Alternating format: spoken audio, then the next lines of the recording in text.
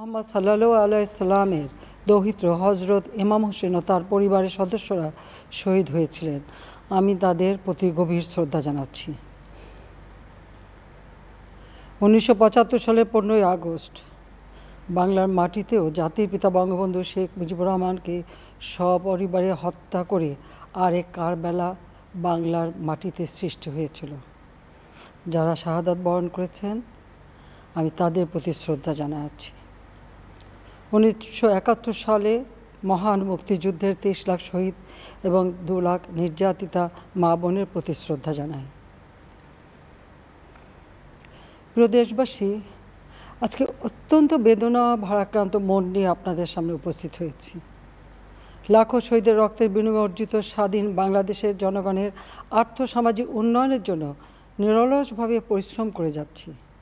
বিগত 15 বছরের মধ্যে বাংলাদেশের মানুষের ভাগ্যের পরিবর্তন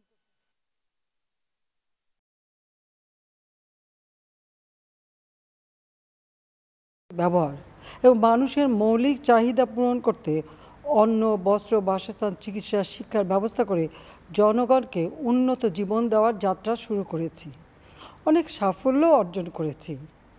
বাংলাদেশকে বিশ্ব দরবারে একটা মর্যাদার আসনে অধিষ্ঠিত করতে সক্ষম হয়েছি। তারপরেও আমাদের আরও অনেক দূর যেতে হবে। বাংলাদেশের মানুষ যখন একটু স্বস্তি শান্তিতে ফিরে, যখন তাদের মাঝে এমন কোনো ঘটনা ঘটে যা অত্যন্ত বেদনাদায়ক। 2018 সালে ছাত্র সমাজের আন্দোলনে পরিপ্রেক্ষিতে সরকার সরকারি চাকরিতে কোটা প্রথা বাতিল করে একটা পরিপত্র জারি করে। পরবর্তীকালে মুক্তিযোদ্ধাদের পক্ষ থেকে কোটা বহাল রাখার পক্ষে উচ্চ আদালত 2018 সালে জারি করা সরকারের পরিপত্র বাতিল করে দেয়। সরকারের পক্ষ থেকে পরিপত্র বহাল রাখার জন্য সর্বোচ্চ আদালতে আপিল করা হয় এবং মহামান্য আদালত শুনানির দিন ধার্য করে। এ সময় ছাত্ররা কোটা সংস্কারের দাবি নিয়ে আবারও আন্দোলন শুরু করে।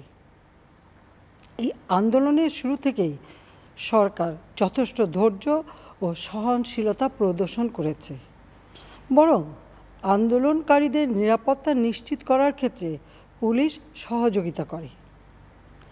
মহামান্য রাষ্ট্রপতির কাছে যখন আন্দোলনকারীরা স্মারকলিপি প্রদান করার ইচ্ছা প্রকাশ করে, সেক্ষেত্রে তাদের সুযোগ করে দেওয়া হয় এবং নিরাপত্তারও ব্যবস্থা নেওয়া হয়। অত্যন্ত পরিতাপের বিষয় হলো, কিছু মহল এই আন্দোলনের সুযোগটা নিয়ে অনাকাঙ্ক্ষিত উচ্চাবিলাস চরিতার্থ করার সুযোগ নিয়ে সন্ত্রাসী কর্মকাণ্ডে লিপ্ত হয়। এর ফলে এই কোমলমতি শিক্ষার্থীদের আন্দোলনকে ঘিরে যে সকল ঘটনা ঘটেছে তা খুবই বেদনাদায়ক ও দুঃখজনক। অহেতুক কতগুলি মূল্যবান জীবন ঝরে গেল। আপনজন হারাবার বেদনা যে কত কষ্টের তা আমার থেকে আর কে বেশি জানে। যারা মৃত্যুবরণ করেছে তাদের আত্মার মাগফিরাত কামনা করছি। পরিবারের সদস্যদের প্রতি গভীর সমবেদনা জানাচ্ছি।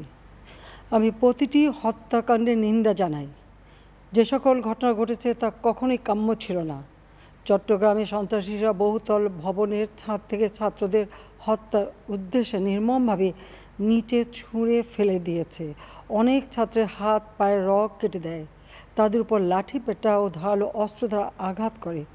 একজন মৃত্যুবরণ করেছে, অনেকে মৃত্যুর সাথে পাঞ্জা লড়ছে। ঢাকা, রংপুর এবং রাজশাহী বিশ্ববিদ্যালয়ের উপাচার্যের বাসভবন ও ছাত্রছাত্রীদের আবাসিক হলে অগ্নিসংযোগ ও ভাঙচুর করা হয়।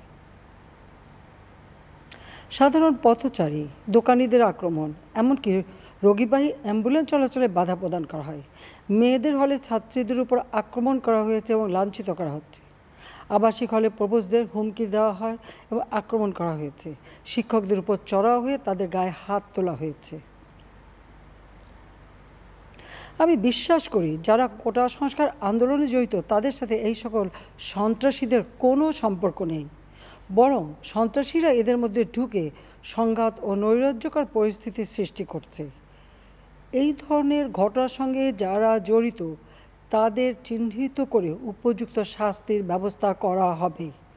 যারা হত্যাকাণ্ডের শিকার হয়েছে তাদের পরিবারের জন্য জীবন জীবিকা নির্বাহের ক্ষেত্রে যে সহযোগিতা দরকার তা আমি করব। আমি দ্ব্যর্থহীনভাবে ঘোষণা করছি, যারা হত্যাকাণ্ড, লুটপাট ও সন্ত্রাসী কর্মকাণ্ড চালিয়েছে, এরা যেই হোক না কেন, তারা যেন উপযুক্ত শাস্তি পায় সে ব্যবস্থা নেওয়া হবে।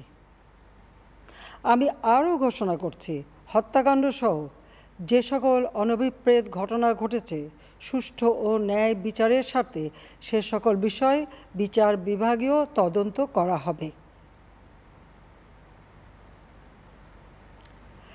কাদের উস্কানিতে সংঘর্ষের সূত্রপাত হলো, কারা কোন উদ্দেশ্যে দেশকে একটি অরাজক পরিস্থিতির দিকে ঠেলে দিল, তা তদন্ত করে বের করা হবে। আমি আন্দোলনরত কোমলমতি ছাত্রছাত্রীদের নিরাপত্তা নিয়ে অত্যন্ত উদ্বিগ্ন। এই সন্ত্রাসীরা যে কোনো সময় সংঘাতের পরিবেশ তৈরি করে তাদের ক্ষতি সাধন করতে পারে। তাই শিক্ষার্থীদের পিতা মাতা, অভিভাবক এবং শিক্ষকদের প্রতি আমার আবেদন, তারা যেন তাদের সন্তানদের নিরাপত্তার বিষয়ে সজাগ থাকেন। একই সাথে সকল শিক্ষা প্রতিষ্ঠানের ছাত্রছাত্রীদের নিরাপত্তার বিষয়টি বিশেষভাবে নজর রাখেন। সরকার হাইকোর্টের রায়ের বিরুদ্ধে সর্বোচ্চ আদালতে আপিল করেছে। আপিল আদালতে শুনানির দিন ধার্য করা হয়েছে। আদালত শিক্ষার্থীদের কোনো বক্তব্য থাকলে তা শোনার সুযোগ সৃষ্টি করে দিয়েছে। এই আইনি প্রক্রিয়ার মাধ্যমে সমস্যা সমাধানের সুযোগ রয়েছে। এই আইন প্রক্রিয়া সমাধানের সুযোগ থাকা সত্ত্বেও রাস্তায় আন্দোলনে নেমে দুষ্কৃতিকারীদের সংঘাতের সুযোগ করে দেবেন না। সর্বোচ্চ আদালতের রায় আসা পর্যন্ত ধৈর্য ধরে অপেক্ষা করার জন্য আমি সকলকে বিশেষভাবে অনুরোধ জানাচ্ছি। আমার বিশ্বাস, আমাদের ছাত্র সমাজ উচ্চ আদালত থেকে ন্যায় বিচারই পাবে, তাদের হতাশ হতে হবে না। ইনশাল্লাহ মুক্তিযুদ্ধের চেতনায় আমাদের প্রিয় মাতৃভূমিকে সকলের সহযোগিতায় স্মার্ট বাংলাদেশ হিসেবে গড়ে তুলব। আমি আবারও এই অনাকাঙ্ক্ষিত ঘটনায় যারা নিহত হয়েছেন তাদের জন্য গভীর দুঃখ প্রকাশ করছি এবং পরিবারের সদস্যদের প্রতি আমার সমবেদনা জানাচ্ছি। খোদা হাফেজ। জয় বাংলা, জয় বঙ্গবন্ধু। বাংলাদেশ চিরজীবী হোক।